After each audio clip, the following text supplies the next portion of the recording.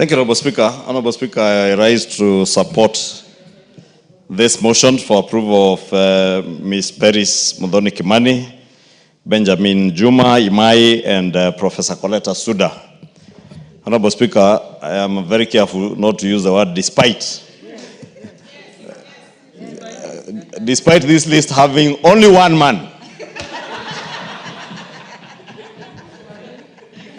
I support that, Honorable Speaker, despite this list having two women and one man, and despite me being a father to girls, and knowing that we must accord equal opportunity to everybody, including our daughters and our sisters, I support this list.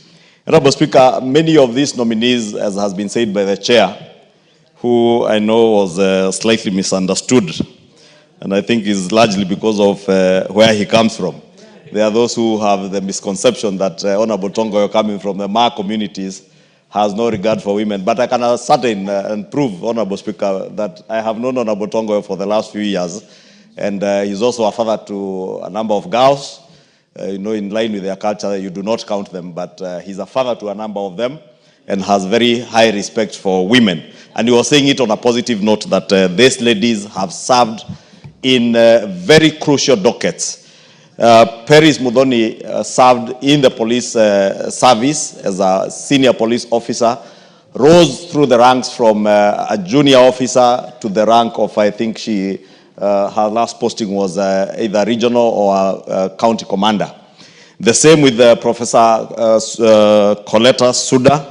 As has been said, she has served as a CAS, and I think at some point also as a PS in the Ministry of Education, the Higher Education Department.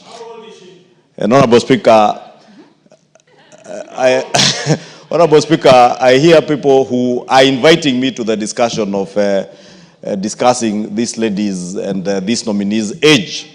But you know the Constitution, and Honorable TJ Kajwang knows that our Constitution obligates us not to discriminate anybody on the account of either gender. That is why you had the honorable ladies led by the distinguished member for Nandi County, Honorable Cynthia Muge, rise in her place so that nobody should be discriminated either on the basis of her age, her gender, or even her religion, Honorable Speaker. And therefore, these ladies and these gentlemen, at whatever age, they are Kenyans who have been vetted and been ascertained by the committee which the Honorable Kaluma sits in, and he's a very serious and senior lawyer. You heard him the other day when he was discussing the law of the sea, that he can tell you even legally, he can tell you that they vetted and ascertained that these people merit to serve in these positions, Honorable Speaker, and they have very good experience. Because with age, Honorable Speaker, also comes experience.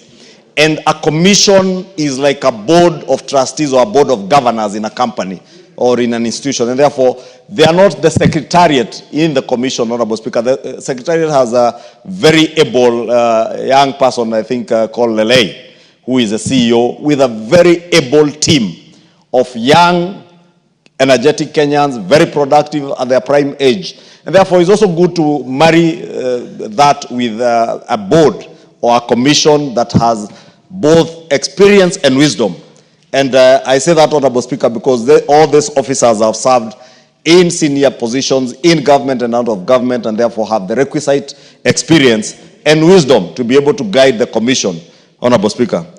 Honorable Speaker, in closing, and I think it's the Vice Chair who has alluded to it, we must call on this commission to ensure that they work towards completely professionalizing our police force.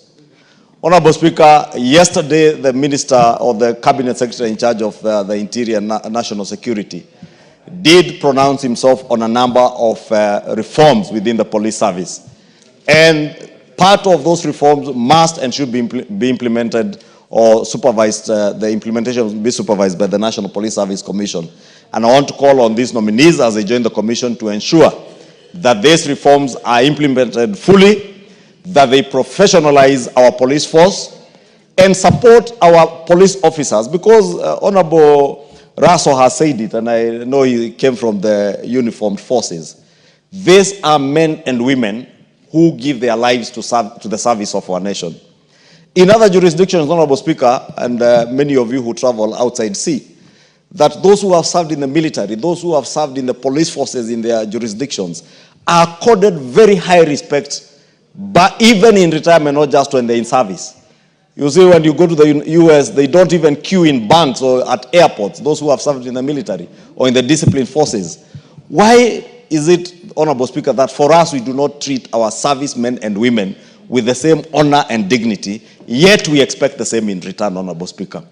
If we expect to be treated with courtesy, with honor and with respect by our uniformed officers, let us also treat them with the respect and honor that comes with the officers that they serve in, Honorable Speaker. These are the officers who are salute at you, Honorable Speaker, and me and everybody else as we pass them in the streets. Many of us never bother to take our time to even know how they are doing, Honorable Speaker. And they are Kenyans like every other Kenyan, Honorable Speaker. Therefore, allow me also, Honorable Speaker, to take this opportunity. As much as we condemn excessive use of force by any officer, Honorable Speaker, and Honorable Speaker, to state that whatever happens, Honorable Speaker, in a country that has the rule of law at the core of its operations, Honorable Speaker, is something that this House must pay attention to, Honorable Speaker. And Honorable Speaker, even or in spite or despite of the sad happenings of the death of Albert Ojwang, Honorable Speaker, I must commend the police that they have done their work to ensure that those who are responsible are brought to book, Honorable Speaker. Because that is how civilized nations work. That is how civilized democracies work. That you allow investigative agencies to do their work, take action against those who are seen to have been involved in one way or the other in breach of the law, Honorable Speaker. But also in the same light, Honorable Speaker, even as we condemn the excesses of a number of officers, because it is not all officers, Honorable Speaker. It is a few officers. Just like, Honorable Speaker, even in this House, we are not all angels. There are many of us who have our own shortcomings. And therefore, in every institution, Honorable Speaker, even within the police force, there are officers who will have excesses, and the law must be allowed to take its course, Honorable Speaker. But that must never be a justification that if an officer or two have exceeded the expectations of the public, Honorable Speaker, for us as members of the public to take the law into our hands, because that will be courting disaster and chaos in the country. I have seen activists in the streets, Honorable Speaker, touting policemen, an armed police officer, and you are touting them. I saw somebody, Honorable Speaker, the other day in Nakuru, brandishing a machete at an armed police officer, and I must take this opportunity, Honorable Speaker, to commend that officer in Nakuru who was being taunted with a panga. His life would have been at risk, or the lives of other Kenyans, but he maintained his cool. That is the kind of spirit we want to see, Honorable Speaker. But we must also speak to our people. We must also speak to the public that let us also treat our policemen and women with respect, with honor, and with the dignity that they deserve. Honorable Speaker, it is said, Honorable Speaker, that if you want to know the cost of education, try ignorance. If you want to know the cost of chaos, Honorable Speaker, allow, Honorable Speaker, everybody to roam the streets and do what they want and withdraw the police from those streets any day. Whether they are people picketing, whether they are demonstrators, whether they are mobilized looters, like we have seen, Honorable Speaker, in the recent past, what we are seeing being described as demonstrations are organized groups of goons, Honorable Speaker. Yes. Organized groups of goons. And you know, shamelessly, I had a leader purport that even the cars that were burnt last week were nowhere in the register of vehicles at NTSA. And I want to dare the former deputy president. It is okay to go and incite people on vernacular radio, but you must have the decency to adduce evidence of every allegation and claim that you make. Otherwise, you continue to exhibit the sort of ignorance that you served with in office, even when you're out of office, Honorable Speaker. Kenyans witnessed those cars being burnt down. It only took me 5 minutes, Honorable Speaker, to be able to check. Just zoom in, look at the number plates, check for those number plates at NTSA, and you'll be able to see that these are cars. One of them belongs to a security company, Honorable Speaker. You saw the officers who are in the escort car. Those officers, mind you, Honorable Speaker, are allowed to use brutal force to protect what they are escorting. Because most of them, it's cash in transit. They do not know who are these who are stopping them in the streets when they are transiting with cash. But those officers, Honorable Speaker, if you saw the video clips, they fired in the air to scare the people who are blocking the van that had the valuables that they were transporting, and they were able to sail through. Unfortunately, the one that had unarmed officers, Honorable Speaker, ended up being torched. I'm saying this, Honorable Speaker, to appeal to members of the public. Let us not taunt our officers. Let us not throw our hands at them. Because I've seen people just brandishing their hands at officers, Honorable Speaker, and some restrain themselves. It's not every day you come across an officer who will be able to restrain themselves. Therefore, conduct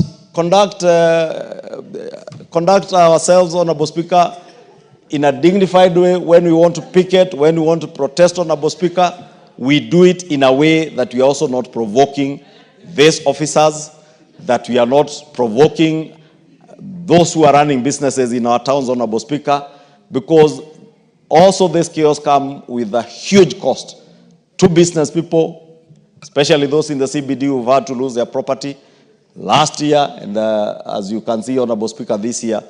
And Honorable Speaker, may I dare say, as I said here last week, you will find many of the people causing chaos and mobilizing chaos, Honorable Speaker, are not in pursuit of justice. Some have not even had the decency and the courtesy to even say pole to Mzee Ojwang and his family, the family of the young man from Homa Bay who is deceased. But they will want to use his name for politics, Honorable Speaker, and mobilize all manner of things, shenanigans that they want to, Honorable Speaker. Therefore, let me, Honorable Speaker, in conclusion, just say I support these names. As I said, despite there being only one man, Honorable Speaker, these are very able officers who will serve this commission, Honorable Speaker, and I support.